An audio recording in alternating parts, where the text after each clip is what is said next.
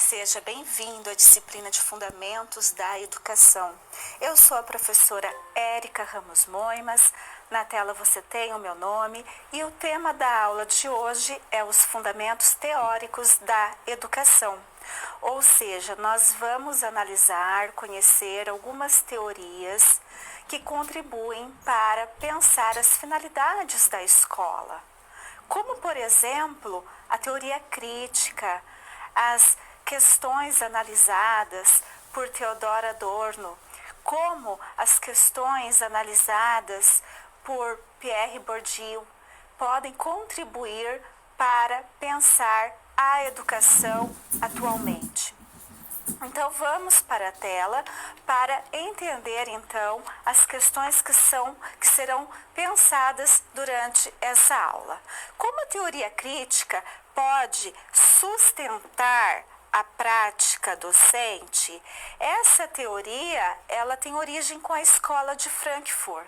A escola de Frankfurt é uma escola que surge na Alemanha na primeira metade do século XX e a origem da teoria crítica está ali com os pensadores de Frankfurt. Como que essa teoria contribui para pensar questões que perpassam a educação, elementos que contribuem para compreender a educação atual?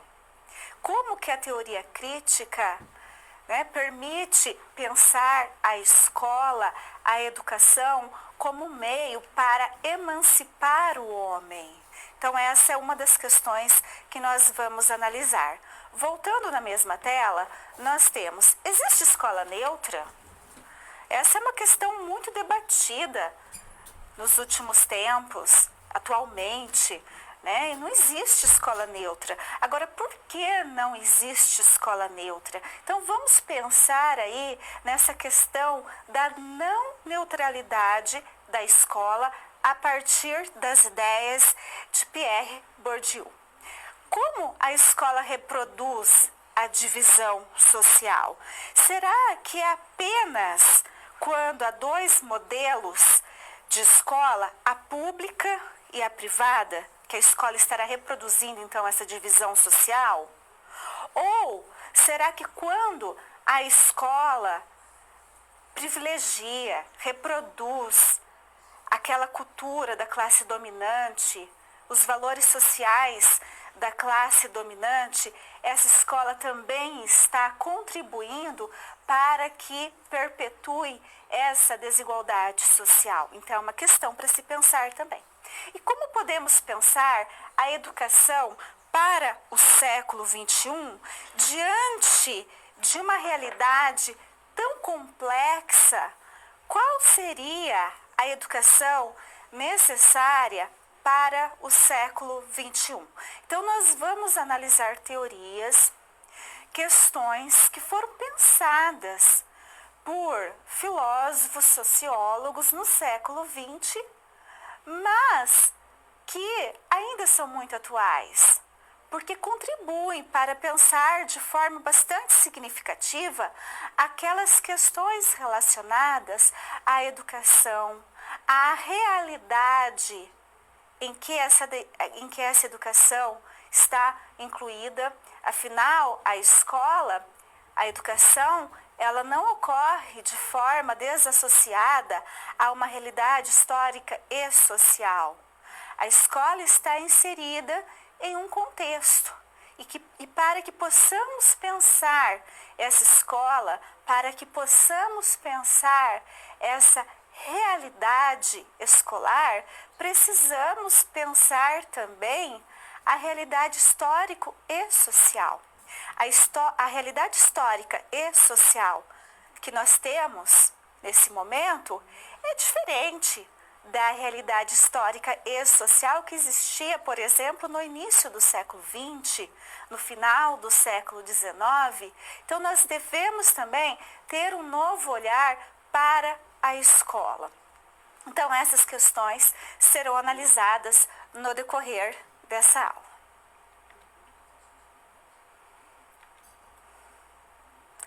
Teoria crítica.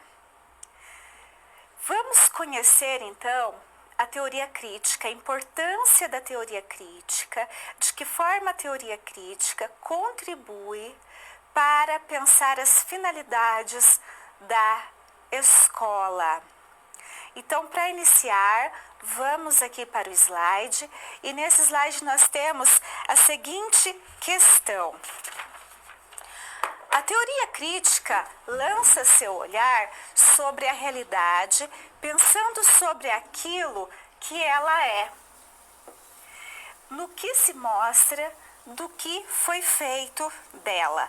Então, trata-se de uma teoria embasada nos fundamentos filosóficos da educação e reflete sobre a realidade.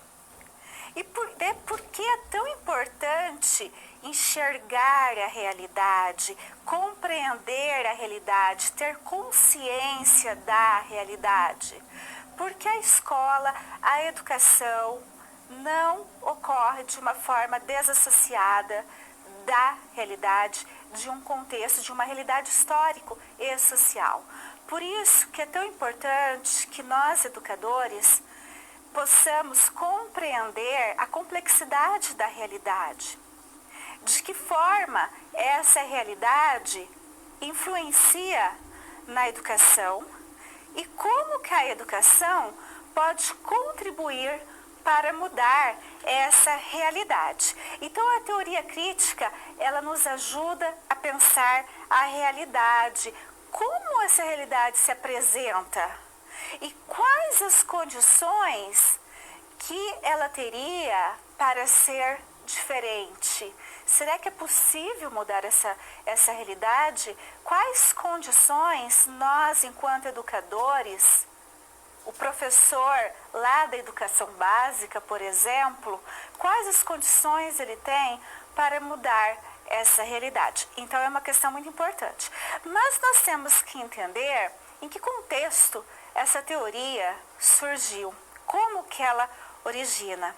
Então, no próximo slide, nós temos aqui a origem da teoria crítica.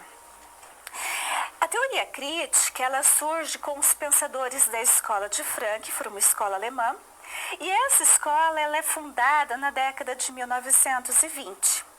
Os pensadores da escola de Frankfurt têm a base de seus pensamentos nas ideias marxistas, mas se para Marx a dominação é pensada a partir do trabalho, da questão do trabalho, a partir das relações socioeconômicas entre as classes sociais, os pensadores de Frankfurt, eles vão apontar para a possibilidade de que a dominação social adviesse também de outras relações, como raça, sexo, gênero, etc.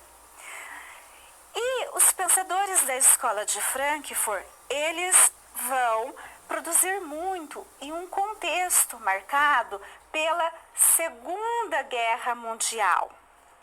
Então, é um contexto aí em que nós temos o nazismo, que nós temos os campos de concentração, os campos de extermínio. E os pensadores de Frankfurt, eles vão começar a refletir sobre aquela situação que eles vivenciavam naquele momento, né, no contexto da Segunda Guerra Mundial.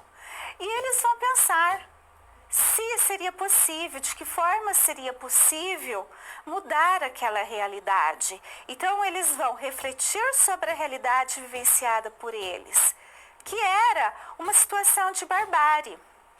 E vão pensar sobre a necessidade, sobre as possibilidades de se mudar aquela realidade. Então, na próxima tela, nós temos uma questão também bastante importante. Humanização versus barbárie, tomando-se como barbárie a ideia de uma situação na qual pessoas consideram apenas seus interesses como dignos de defesa e assim tomam como guias uma agressividade e um ódio primitivo. Então, os pensadores de Frankfurt, eles estavam vivenciando uma situação de barbárie E eles pensavam o seguinte, eles refletiam sobre o seguinte, que mundo seria possível a partir das atrocidades que eles estavam vivenciando, que existiam naquele momento. Então, os nazistas, né, pensando ali no contexto da Segunda Guerra Mundial, os nazistas, eles não consideravam o outro como importante. Eles não consideravam os judeus, eles não consideravam os homossexuais, os negros, os ciganos. Eles apenas estavam preocupados com seus interesses, que não eram coletivos. E que interesses era esse? Né? Um desses interesses era construir um espaço vital para a raça ariana se desenvolver. E também havia todo um povo que concordava, que se deixou levar pelas ideias nazistas. Então, pensadores da escola de Frankfurt, como por exemplo Adorno, né, eles vão começar a questionar aquela realidade e pensar como então seria possível desbarbarizar o homem. Né? Porque eles estavam vivendo uma situação de barbárie. Então, como seria possível desbarbarizar, ou seja, humanizar o homem? Então, nós vamos perceber que apenas humanizando o homem seria possível evitar que situações como aquela, né, existente durante a Segunda Guerra Mundial, pudesse ser evitada. E a escola tem um papel fundamental, então, em relação a isso. Por quê? Porque a teoria crítica coloca que a escola é capaz de humanizar o homem. Por meio da educação, é possível humanizar o homem e evitar que situações de barbárie aconteçam. E assim eu fecho esse conceito.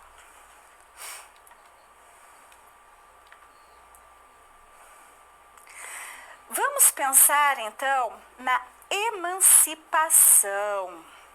E vamos pensar nesse conceito de emancipação a partir das ideias, das questões colocadas por Theodor Adorno. Ele que foi um dos filósofos, um dos pensadores da escola de Frankfurt. E nós temos que pensar, então, a emancipação, né? Nós usamos o conceito de emancipação aqui para se referir a uma forma de fazer com que o homem ele não tenha um único entendimento da realidade. Então, como que eu posso emancipar o homem para que ele se livre, ele se liberte de situações que o leve a ter um único entendimento da realidade? Então, essa é uma questão que a gente tem que ter em mente. Na tela, nós temos a seguinte questão sobre emancipação. O compromisso da educação é com a desbarbarização, é transformar-se num processo emancipatório, no qual ocorre uma luta sistemática pela autonomia, pela emancipação. O que significa isso? Significa que a escola, ela deve trabalhar de tal forma, ela deve desenvolver ações, desenvolver projetos para que o homem saiba lidar com a sua liberdade e também para conter o espírito autoritário do homem, porque nós sabemos que nos diferentes grupos há aqueles que têm esse espírito autoritário, e esse espírito autoritário pode levar à situação de barbárie. Então, cabe à educação, né, fazer com que o homem saiba lidar com a sua liberdade, saiba fazer uso da sua liberdade, saiba viver de modo coletivo, respeitar o outro. E para isso é importante que o professor desenvolva ações que contribuam para esse processo de emancipação do homem, para a humanização do homem. E nós temos que considerar ainda que o homem ele precisa ter consciência do que ocorre na realidade. Eu preciso fazer com que o meu aluno lá do ensino fundamental, lá do ensino médio, ele tenha consciência da realidade. Eu preciso fazer com que esse aluno ele enxergue os mecanismos, né? Aquilo que existe nas relações sociais e que muitas vezes é colocado pela classe dominante. Eu preciso fazer com que o meu aluno ele entenda essas relações sociais, entenda, né, quais são os valores que a classe dominante tenta incutir nas pessoas, né, justamente para que ele não haja, né, de acordo com o desejo das classes dominantes. Então, essa é uma questão muito importante quando nós falamos de emancipar. Como que o professor em sala de aula pode contribuir para que haja essa emancipação? Então, a postura do professor em sala de aula, né, a forma como ele aborda os conteúdos, os projetos que ele desenvolve, as atividades que ele desenvolve, a forma como esse professor faz uso de exemplos, as questões relacionadas ao contexto vivenciado pelo aluno, os problemas vivenciados pelos alunos devem ser abordados em sala de aula. Então, são diferentes formas que podem contribuir para que haja a emancipação humana. Mas é fácil fazer com que a escola emancipe o homem? Não, né? Isso não é uma tarefa fácil. Vamos pensar, então, a partir do próximo slide. Então, no próximo slide, nós temos o seguinte. A educação para a emancipação deve levar à humanização do homem contra um espírito de competição que chega à barbárie. Porém, as diferenças possibilitadas pelo próprio sistema coloca homens contra homens quando possibilita a participação dos direitos sociais apenas a alguns. Então, o que nós vamos ver aqui? Que a própria divisão da sociedade em classes coloca homens contra homens. Mas há outras situações também que impedem que a escola contribua para essa emancipação do homem. Por exemplo, quando os alunos das classes dominantes, né, os alunos, as crianças, os adolescentes oriundos das classes dominantes, eles têm acesso à educação de qualidade. E aquelas crianças e adolescentes oriundas das classes populares, da classe trabalhadora, não têm acesso a essa educação de qualidade. Quando frequentam escolas públicas que não têm nenhuma infraestrutura adequada. Então, eu estou contribuindo para que haja a emancipação desse aluno que frequenta a escola pública sem uma infraestrutura adequada, sem uma abordagem adequada dos conteúdos? Não. Então, essa é uma outra questão a ser pensada. Por quê? Porque muitas vezes aquele aluno que frequenta essa escola, que não tem qualidade, que não tem infraestrutura adequada, ele acaba por pensar que ele não é merecedor de uma educação de qualidade. Ele se conforma com aquela situação. A própria prática pedagógica em sala de aula muitas vezes também contribui para que a educação, né, não seja emancipatória. Então, quando o professor se coloca como o detentor do conhecimento, né, como o detentor daquele conhecimento verdadeiro, quando ele não admite ser questionado, interrogado pelos alunos, quando o professor não aborda aqueles conteúdos que fazem parte do cotidiano do aluno, como relações sociais, divisão de classes, né? Isso também impede com que a educação seja emancipatória. Então, não é tão simples assim fazer com que a educação seja emancipatória, porque há vários elementos que impedem com que isso ocorra. E por que o poder político não cria projetos educacionais, não leva até a escola projetos educacionais que contribuam para essa educação emancipatória?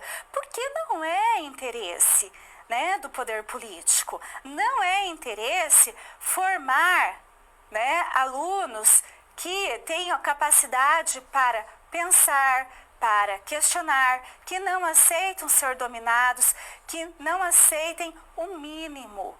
Então, fazer com que a escola seja emancipatória, né, é um trabalho árduo, é um projeto de longo prazo. E o trabalho do professor, o desempenho do professor é fundamental para isso. Vamos pensar agora a emancipação de acordo com Kant. Então, Immanuel Kant, que é um filósofo prussiano, para ele a emancipação pode ser entendida como a saída do homem de sua menoridade, da qual o culpado é ele próprio. A menoridade é a incapacidade de fazer uso de seu entendimento sem a direção de outro indivíduo. Então, como é que Kant pensa essa questão da emancipação?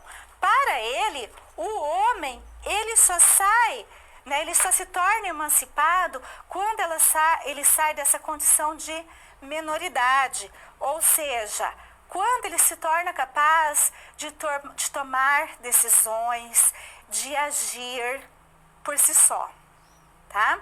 Então, nós vemos aí que tanto as questões trazidas por Adorno, como a questão colocada aqui por Kant, são importantes para pensar a questão da escola como fundamental para a emancipação do homem. Agora, o fundamental mesmo é o trabalho do professor, né? O professor despertar no aluno o interesse pelo conhecimento, a consciência sobre a realidade, né? Fazer com que esse aluno ele tenha uma postura reflexiva e crítica diante da realidade. Eu fecho aqui esse conceito. A escola e a não neutralidade. Então, não existe escola neutra. Isso nós podemos afirmar. Agora, o que Pierre Bourdieu, né, coloca sobre isso? Então, na próxima tela, nós temos aqui a questão da escola e a não neutralidade. Então, nós vamos pensar sobre essa não neutralidade, levando em consideração as ideias de Pierre Bourdieu.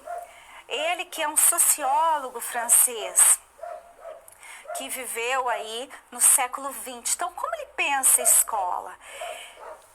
Então, Pierre Bourdieu, ele vai levar em consideração que no século XX a escola foi vista de modo muito positivo como solução para os problemas sociais. E ele vai colocar que a escola não devia ser vista como a salvadora. Não devia e não deve, né? Porque a escola, ela serve a diferentes finalidades. Então, ele coloca que essa tal escola neutra seria uma instituição que serviria aos anseios do sistema. Estaria alheia ao contexto social. Bourdieu coloca que a escola neutra estaria alheia ao contexto social. E o que isso significa? Significa que uma escola neutra, ela trataria os alunos, os conteúdos, da mesma maneira, sem levar em consideração o contexto, sem levar em consideração as vivências. E isso é praticamente impossível, porque se a escola trabalha com alunos inseridos em um contexto, se a escola está inserida em uma realidade histórica e social, não há como não levar esse contexto em consideração, não há como não levar as vivências dos educandos em consideração. Então, Pierre Bourdieu coloca que não existe escola neutra, não existe uma escola que deve ser vista como salvadora, como solução para todas as mazelas sociais, porque a escola ela tem diferentes finalidades. A escola ela pode reproduzir, ela pode servir aos interesses do grupo hegemônico, mas a escola, ela também pode contribuir para emancipar o homem, para fazer com que esse homem ele tenha diferentes entendimentos a respeito da realidade, para que ele tenha consciência sobre a realidade e saiba como agir, como tomar decisões, como interferir nessa realidade e alterar essa realidade. Voltando na mesma tela, nós temos então Pierre Bourdieu, que viveu entre 1930 e 2002, para ele a escola pode acabar legitimando aquele projeto de desigualdade contra o qual ela se posiciona. O que significa isso? Que em vez de contribuir para transformar a sociedade, a escola ela pode manter os privilégios sociais. De que forma isso pode acontecer?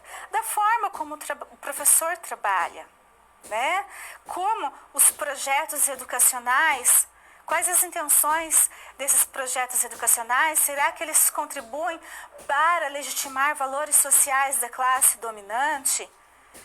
Então, há diferentes formas de fazer com que essa escola contribua para perpetuar a desigualdade social. No próximo slide, nós temos 3 elementos importantes aqui: o indivíduo, a vivência do todo social e a vivência escolar.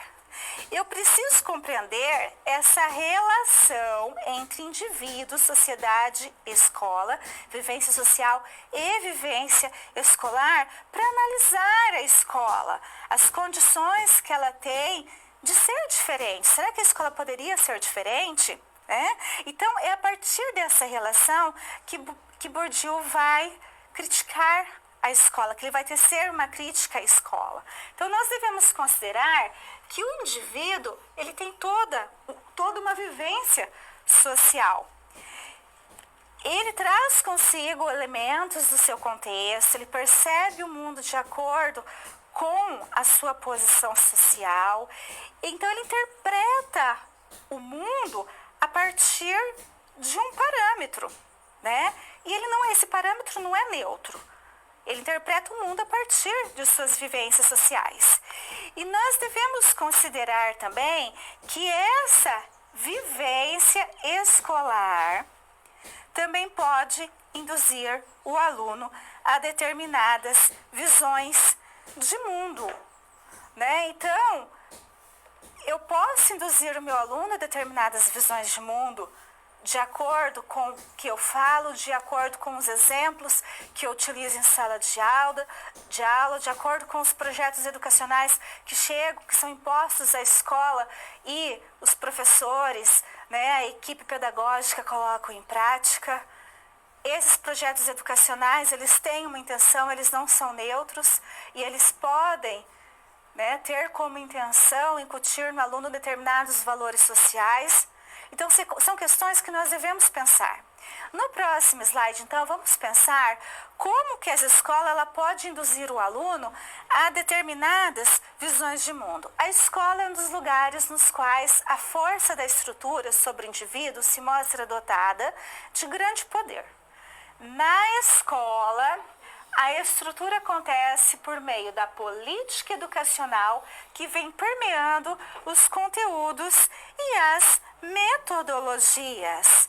Então, veja só, os projetos educacionais que chegam às escolas, geralmente as escolas públicas, eles não são neutros. Eles têm uma intenção. E muitas vezes eles podem contribuir para introjetar no aluno valores sociais da classe dominante. Então, esses alunos, eles podem adquirir esses valores de uma forma naturalizada aí pela escola. Então, cabe ao professor fazer com que o aluno tenha consciência do mundo em que vive. É importante que o professor ele tenha um olhar crítico, um olhar criterioso, um olhar cuidadoso para o aluno, para a abordagem do conteúdo, para a metodologia a ser utilizada, para os exemplos que ele irá utilizar em sala de aula, para esses projetos educacionais que chegam até a escola. É importante ter esse olhar criterioso. Por quê? Porque a escola não é neutra. Eu posso desenvolver minha ação, minha prática pedagógica em sala de aula, né, fazendo com que o meu aluno, incutindo no meu aluno esses valores sociais dominantes, mas eu também posso desenvolver meu trabalho em sala de aula de uma forma que eu contribua para emancipar o educando. E assim eu fecho esse bloco.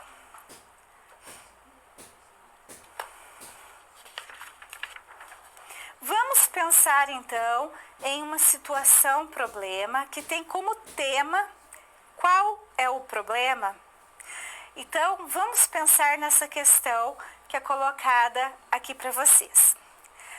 A coordenação pedagógica da escola em que Thomas realiza o estágio convidou todos os professores e estagiários para uma reunião. A situação se complica quando os professores começam a discutir sobre os motivos do desinteresse dos alunos pela aula. Então, essa é uma discussão muito comum nas escolas.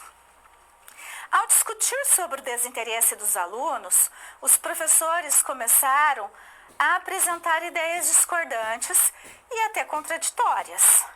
Como é possível tamanha diferença de percepções? Então, vejam só, né?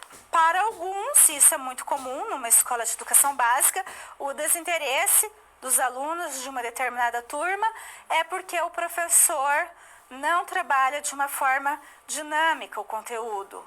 Para outros, o desinteresse dos alunos daquela turma é por outro motivo.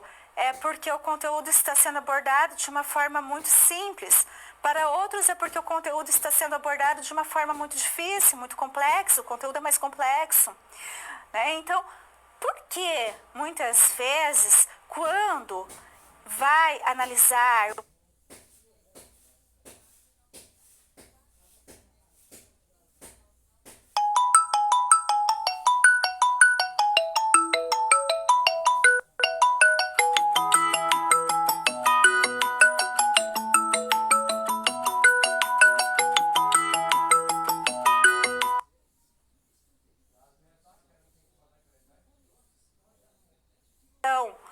que existe ali na escola, há essa discordância de opiniões. Então, vamos resolver essa situação problema. Então, aqui nós temos, na maioria das vezes, o olhar que se lança para o entendimento da comunidade escolar é parcial, ou seja, não consegue elaborar um diagnóstico. No caso dessa situação problema que eu apresentei para você, cada professor tinha um olhar a respeito daquele problema, a respeito do desinteresse dos alunos pelas aulas, pela escola. Então, não conseguiram elaborar um diagnóstico, porque de fato havia o desinteresse. E é necessário alargar os horizontes para se entender as situações. Então, aqui nós devemos pensar nas contribuições da teoria crítica. Ou seja, o que a teoria crítica nos coloca? Que é necessário refletir sobre a realidade. A realidade é complexa, mas nós temos que entender como que essa realidade se apresenta e como ela poderia ser diferente. Então, nós devemos fazer uso da teoria crítica para pensar diferentes problemas que perpassam a educação, a escola, os estudantes, essa relação entre professor e aluno. E se nós pensarmos nessa situação problema colocada, que é relacionada ao desinteresse dos estudantes pelas aulas, nós devemos então ultrapassar os muros da escola. Nós devemos pensar sobre a realidade vivenciada por esses estudantes. Será que esses estudantes têm uma perspectiva de futuro? né? Dependendo do contexto social e familiar que esse estudante vivencia, muitas vezes ele não tem uma perspectiva de futuro. Por isso que a escola, às vezes, se torna desinteressante, né? Ele não vê um objetivo em estudar.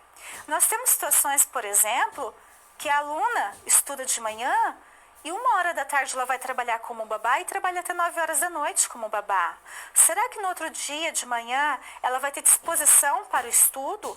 Ela vai estar cansada, provavelmente, né? E acaba o estudo, a escola acaba se tornando desinteressante para ela. Nós temos situações em que o professor trabalha o conteúdo de uma forma totalmente desvinculada ao contexto em que o aluno vive. Ele não usa exemplos próximos, né, à realidade vivenciada pelo aluno. E o que acontece então? O conteúdo se torna também desinteressante. Então, há vários fatores que podem fazer com que os alunos se desinteressem pela escola, pelos estudos.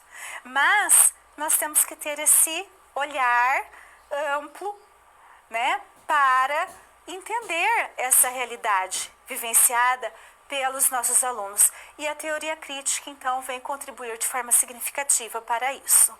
Eu fecho, assim, essa situação-problema. E nós temos, então, um momento de interação, e a questão colocada aqui na tela é a seguinte: como a escola pode contribuir para a humanização e emancipação do homem? Então, você tem um tempo aí para pensar e eu já retorno para comentar com você.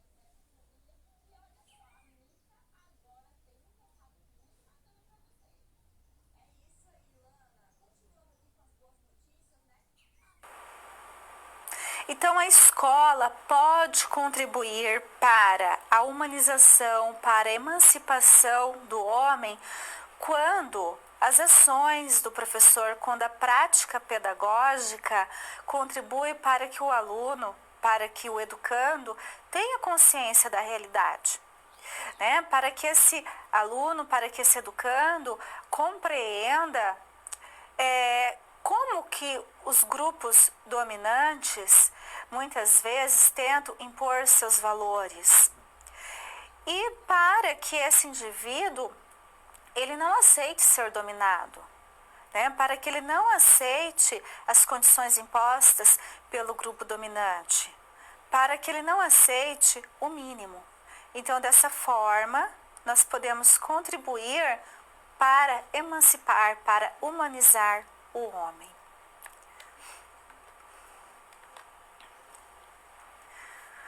Vamos pensar agora sobre educação, capital cultural e dominação. Qual a relação entre educação e capital cultural? Então, vamos iniciar pensando sobre o conceito de capital cultural. Na tela, nós temos aqui o conceito, né, de capital cultural.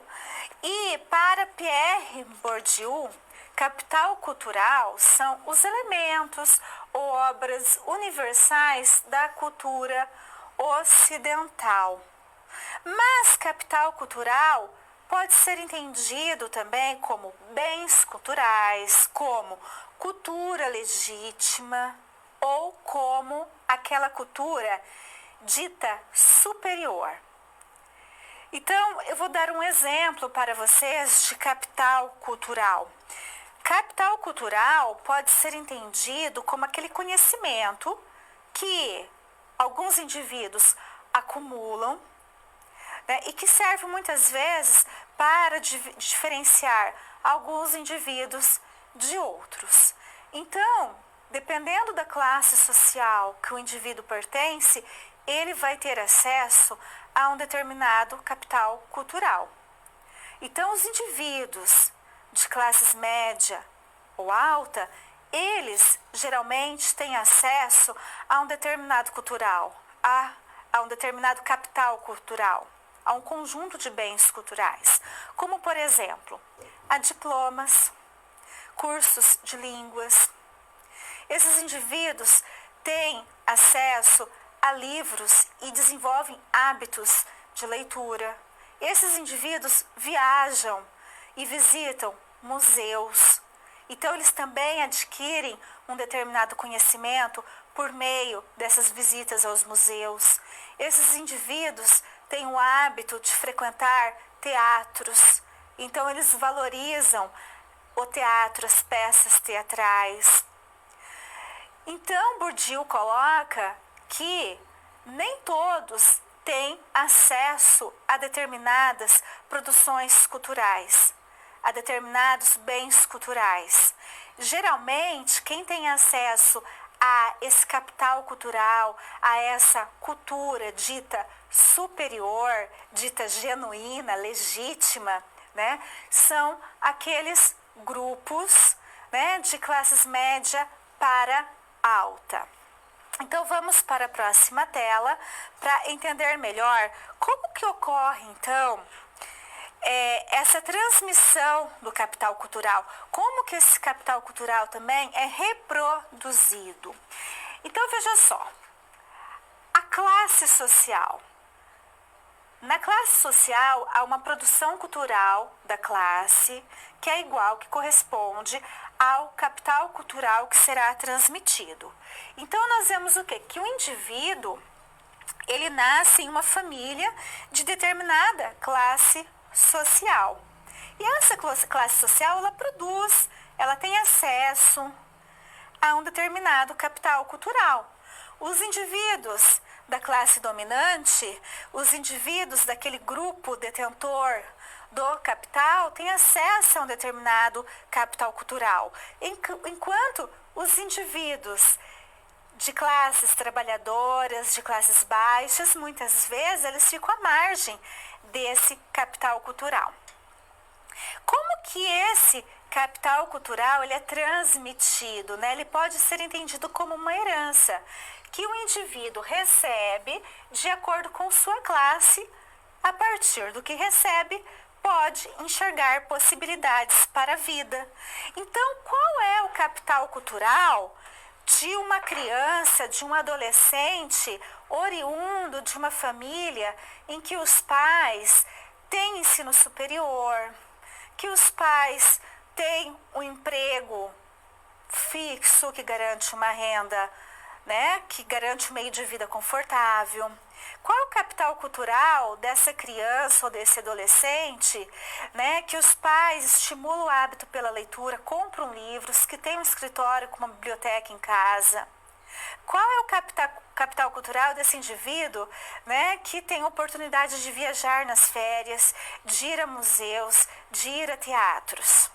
Agora, qual é o capital cultural daquela criança ou adolescente que os pais não têm, por exemplo, né, nem o ensino fundamental concluído, que os pais não incentivam a leitura, que a criança ou adolescente não tem oportunidade de ter acesso a obras literárias, que não tem oportunidade de ir a um museu, a um teatro, que não tem condições de viajar?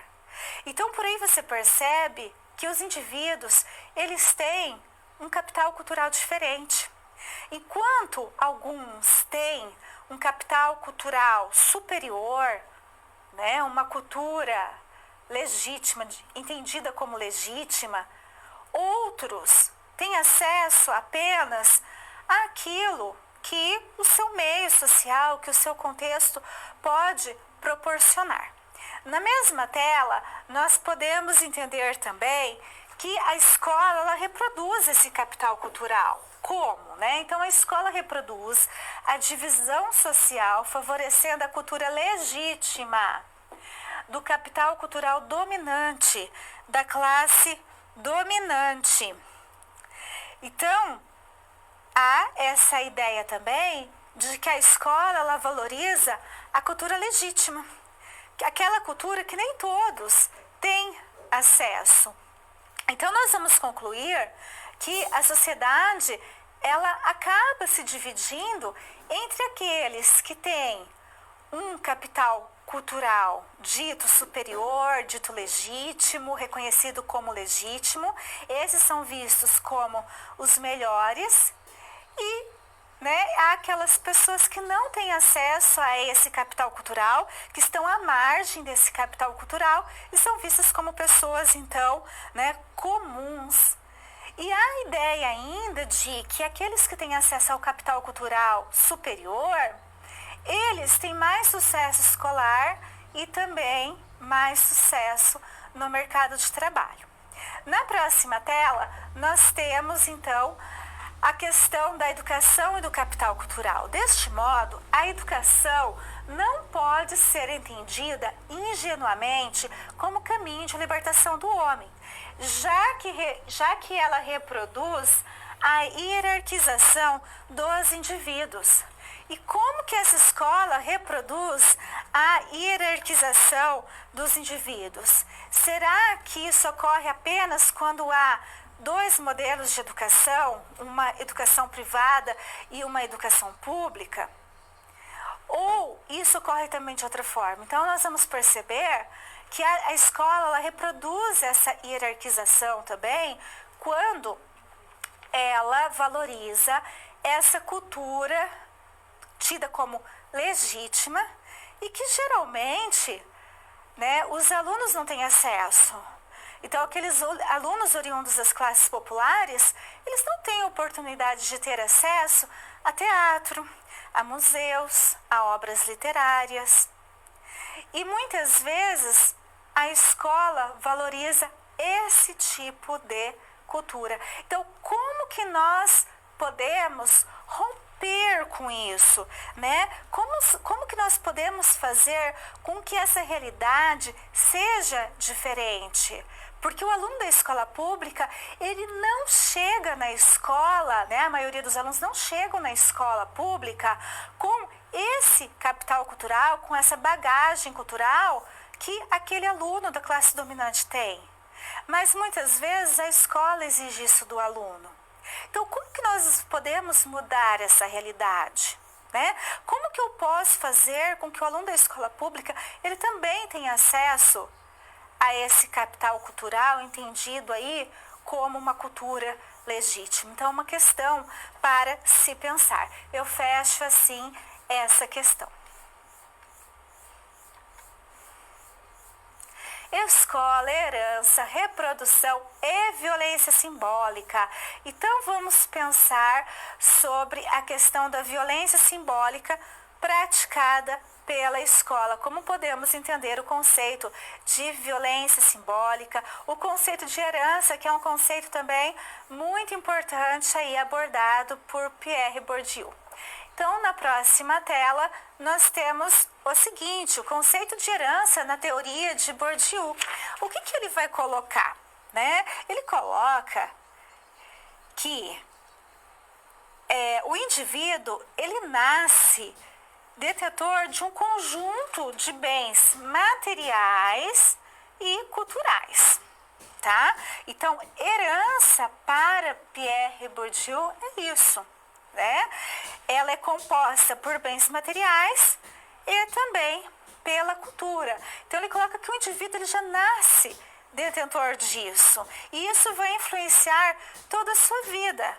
Por quê? Né? Quando nós pensamos nesses bens materiais, nós temos que pensar naqueles bens relacionados ao financeiro, ao âmbito financeiro, né? As condições de vida. Já quando nós pensamos nessa herança cultural, nós também devemos pensar a questão da classe de origem. Por quê? Porque aquele indivíduo que nasce em uma classe média, em uma classe alta, ele vai ter acesso a um determinado capital cultural. E o indivíduo de uma classe popular, muitas vezes não vai ter acesso a esse capital cultural, tá? Então, Bourdieu coloca também que diferentes classes sociais possibilitam diferentes heranças deixadas para o indivíduo. Então, veja só, se a primeira vivência social ela ocorre na família, então, desde pequena, a criança, ela vai ter o entendimento de suas possibilidades, né? Ela vai entender quais são as possibilidades que ela tem.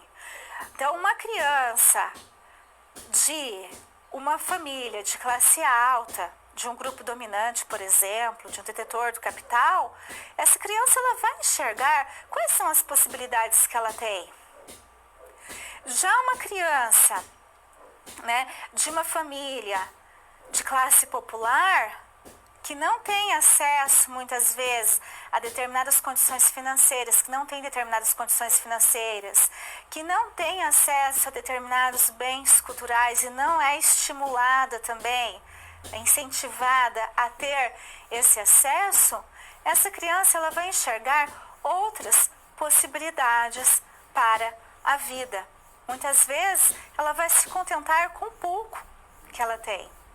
Então, há autores que dizem que a ambição do indivíduo está relacionada a essa herança que ele recebe. Ou seja, um indivíduo que faz parte de uma família de classe alta, que tem uma condição financeira, que tem acesso a determinados bens culturais, que adquire conhecimento por meio desses bens culturais, ele tem grandes ambições.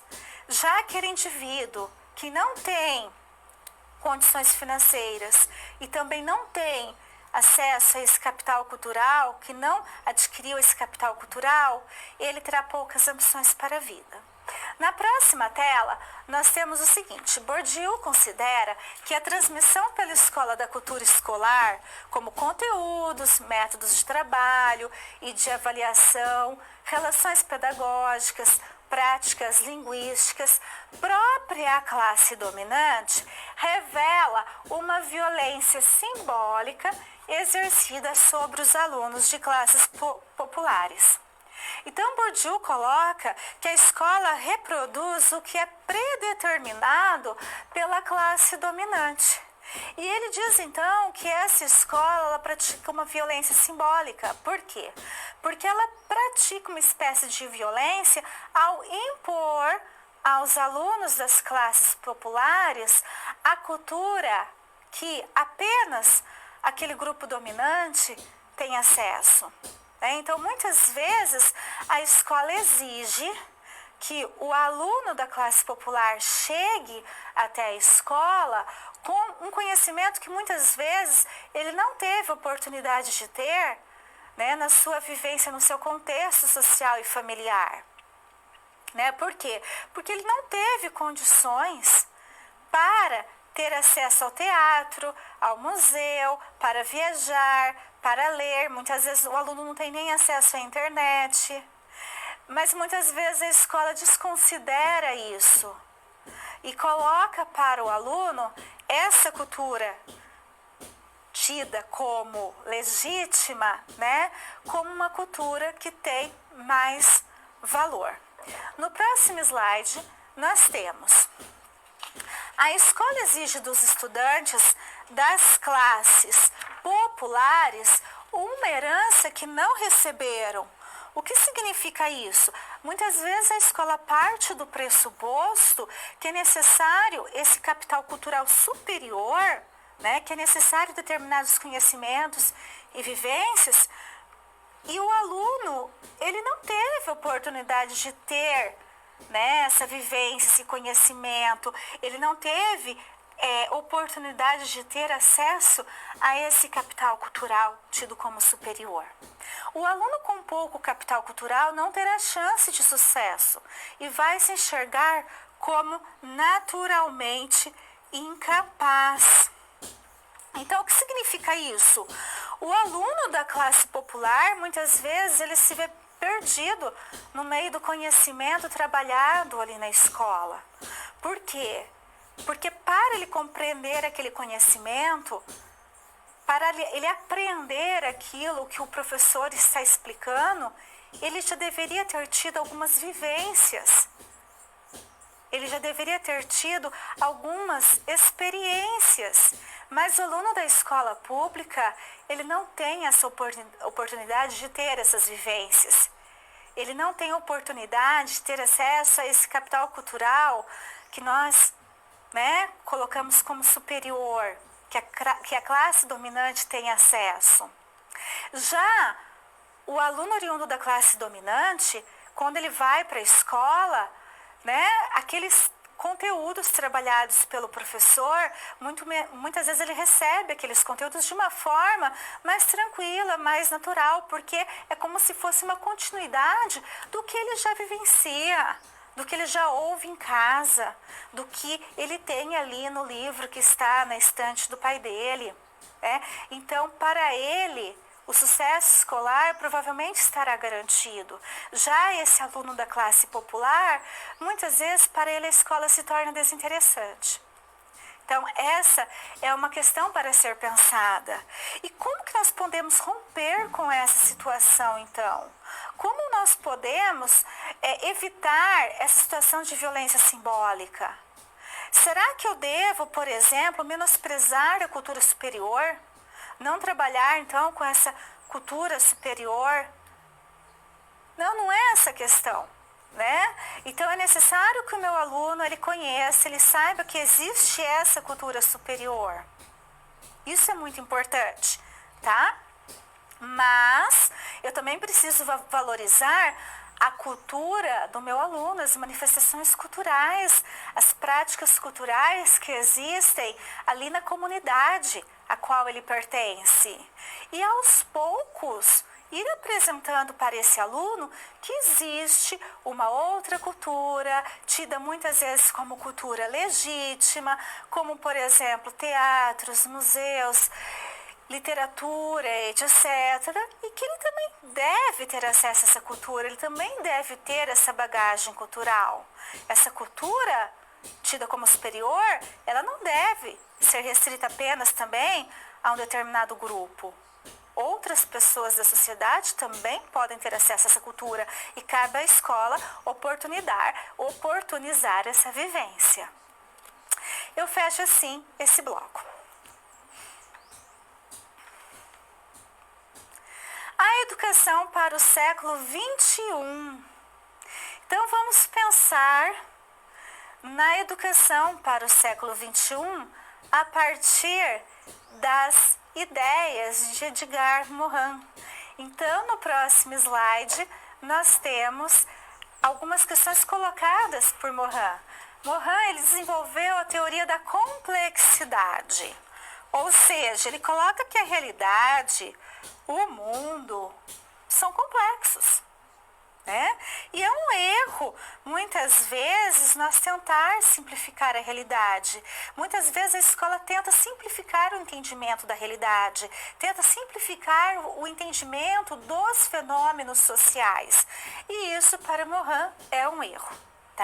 Então, ele coloca o seguinte: o retalhamento das disciplinas torna impossível apreender o que é tecido junto, isto é, o complexo segundo o sentido original do termo. Então, Morin coloca, olha, a realidade é complexa. Cabe à escola levar a compreensão dessa realidade. Mas, para isso, é necessário repensar a forma como a escola trabalha. Então, Morin é contra a fragmentação do conhecimento. Ele é contra a existência de disciplinas estanques, dessas fronteiras entre os conhecimentos, entre as disciplinas. Então, a partir do que é colocado por Morin, nós podemos pensar aí a importância de se trabalhar de forma transdisciplinar em sala de aula. E o que é trabalhar de forma transdisciplinar? Para se trabalhar de forma transdisciplinar, primeiro, a escola precisa ser organizada de uma outra forma. Deve superar essa ideia de divisão entre as disciplinas. E para isso nós podemos trabalhar a partir de projetos que visem pensar os problemas existentes na realidade. Então, como que os diferentes conhecimentos, como que os conhecimentos podem se integrar para compreender os problemas existentes na sociedade. Então, seria um modelo de educação diferente, baseado em projetos, baseado na integração dos